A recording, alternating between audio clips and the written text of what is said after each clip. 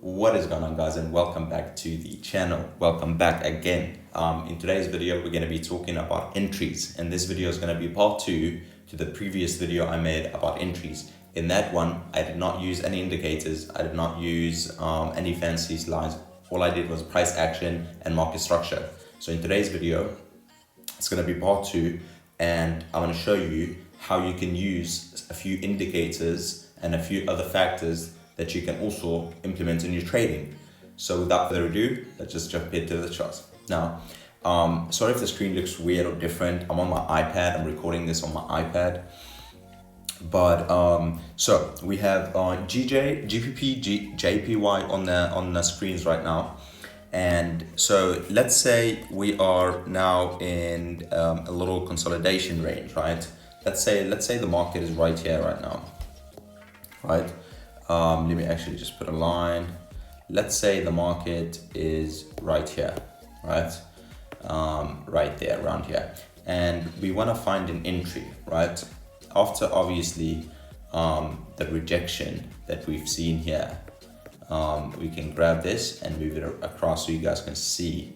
Let's say the market comes down and approach the 150 area. Now, of course, we all know the 150 area is a very major level to the GBP Japan yen pair, and then we've had multiple rejections. If we go back to higher time frame, if I could show you here, you see we had our line here, and you can see how this line have held support for a very long time. All this time was holding support. So now, after we have this out the way, and we know that we were approaching that key level again, here's what we can do to find entries to take it to the upside, to the other level. So we scale down to smaller time frame and we look closely, we watch price, we see what's happening. The market comes down, right? The market comes down, fakes everybody out. Let me delete this and pull out my, let me just use this. So you can see the market comes down, fakes everybody out.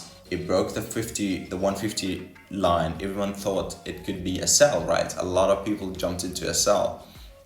But if you go on higher time frame, all of that was just a simple wick.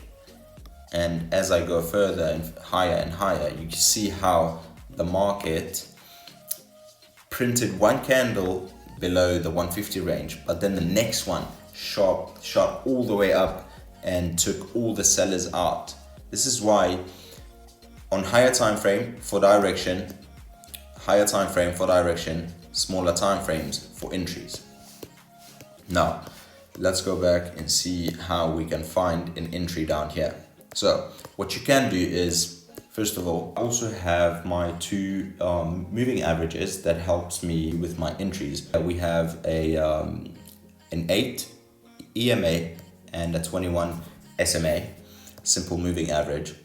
Now, let's say we are now approaching this area. There's a few things that you can do. One is just draw a box around this area, the highest point it went to, and this was the lowest point it went to, right? You can put a box around there, around the area, and wait for a clean break, right? That's more of a safer way to do it, right? And you see how we had a break. We had a break right here, a retest, rejection of the moving average, and a continuation. See how the market started making higher highs and higher lows, and it went all the way up there. That's one thing you can do. Another thing you can do is use Trendline to your advantage. So what I like to do is when a price makes a high and start making lower highs, you can either put a trend line here, and you can see how we have a very clean break, a retest, rejection, continuation. So this way is you basically trading the breakout of the counter trends. A counter trend is basically a mini trend against the actual trend for a continuation, a retracement, you could also say. So that's one thing you can do. And if you want more confluence, what you also can do is you can put up an RSI And you can see here how we have a very, after the break of the counter trend line and the retest, right? Look at the RSI. It was above my 50 line. So the red line, I have it on 85. And then I also have the green line on 15, because these are like the very high oversold and very low overbought and stuff like that. But I have a middle line in the middle, and that really just tells me that if the RSI is above the 50 line, that means we are in a bullish market. We are in a bullish momentum. And when it's below, we are in bearish momentum. And you could see it clearly here. The market was pushing down, and all the way there, the RSI was below the 50. We had a clean break, pushed up to the upside, a little retest, higher low, a break of the counter trend line, and a retest. We are now above the 50 line on the RSI, so that's confluence number 2. Actually 3. So let's count them again together. Confluence number 1, we are making higher lows from here. From here, you can see how we are starting to form higher lows. That's confluence number 1. We are making higher lows now. Confluence number 2, a clean break of the counter trend line that we had and a retest. Confluence number 3, RSI is trading above the 50 line. And if you want another confluence, I also use the ADX and DI. It's a really great momentum indicator, and really tells me what's in the market, buyers or sellers. Now you can see how after the moving average crossover and the break of the counter trend line, look at the DXY. The blue line crossed over the red line and started trading above the 20 middle line, right? So that is my 4th confirmation, and that's just simply using price patterns and indicators. So these are my confluences using indicators. Now, if you want to look at price, you can see how we have a clean break of structure. Let me remove these lines, and we can see how we have a clean break of structure right here. A clean break of structure right here, and a retest of previous structure. See, the market was trending, broke structure, came back, retested structure, rejected off the moving average, and continued all the way up. Now, this is what I like to do when I'm already in a trade and would like to scale in. Let's say you've entered right here.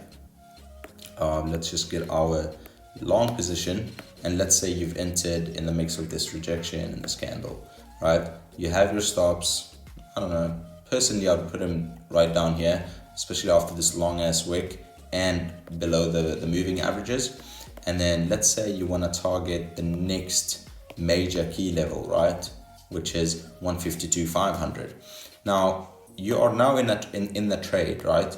What you can do is, what I love to use is and counter trend lines to scale in.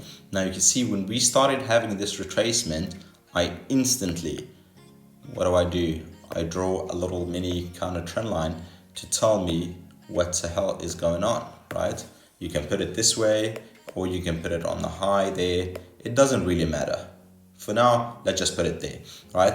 That's confluence number 1 for me onto why I should scale in now. Let me go to a little bit of a higher time frame just to make it a little bit simpler and easier for you guys to see. So that's number 1. We have a mini counter trend line. Remember I told you counter trend lines are mini trends against the actual trend. So we put a trend line there, and we wait for the break, and then we enter.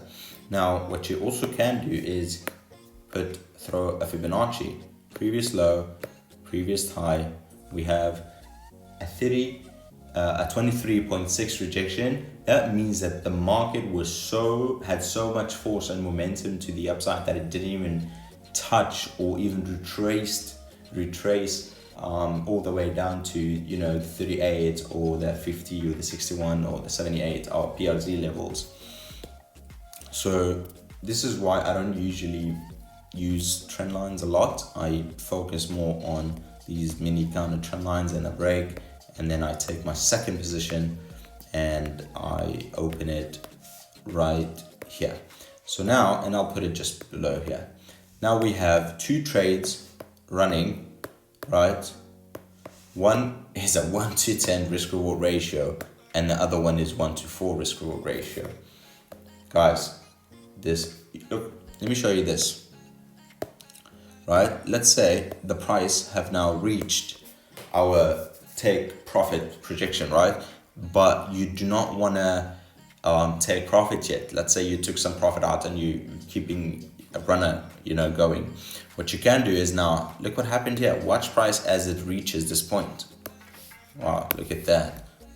Who would have guessed? Another mini counter trend line against the actual trend. And what happened after the break? Very, very clean break. And we can take a long position. Boom. Just below. And this is a 1-to-3 or even a 1-to-4 would have gone hit. So we could have targeted. Obviously, if you're more of a long time trader, you probably would have been in this trade right now. However, price really broke market structure here, so I personally would have exited somewhere there. But as you go into profit, you move your stop loss to break to profit and stuff like that. But in this video, we're just going to be talking about entries and scaling in your actual, trade. Instead of getting in, getting out, getting in, getting out, you can hold some trades if the market is not giving you a reason to exit, right? So this is what I like to do. Mini counter trend line against the actual trend. Once I see a clean break, enter to the next psychological level. This is my trading style. It's super simple, super easy. I've broken this down for you guys. You can see what you like, you don't have to do exactly as I do. You can just say, hey, maybe I like this, but I don't like how you did this. So I'm gonna, add my own touch to it. You go ahead, you're more than welcome to. Nothing wrong with that. But this is how I like to trade. Very simple, very clean. I don't have 1,000 indicators. I just use 2 or 3. Moving average, RSI, and an ADX. Recap: we have little consolidation / rejection of the 150 area. We know that that's a major key level for the British pound against the Japan yen. Then we have a clean break of the consolidation box, rejection, continuation. That's 1. We have RSI trading above the 50 line. That's 2. We have ADX crossing. The bullish momentum is crossing the selling, and now we are trading above the 20. So that's number 3.